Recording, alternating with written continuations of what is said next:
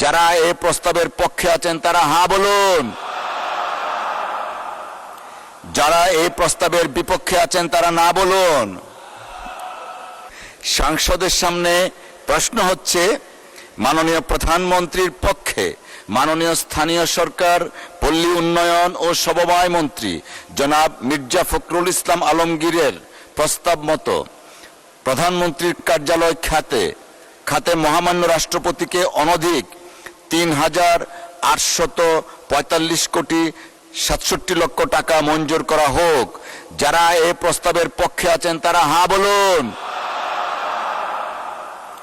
যারা এই প্রস্তাবের বিপক্ষে আছেন তারা না বলুন। আমার মনে হয় হ্যাঁ জয়যুক্ত হয়েছে, হ্যাঁ জয়যুক্ত হয়েছে, হ্যাঁ জয়যুক্ত হয়েছে। অতএব দাবি নম্বর 2 মহান সংসদে গৃহীত হলো।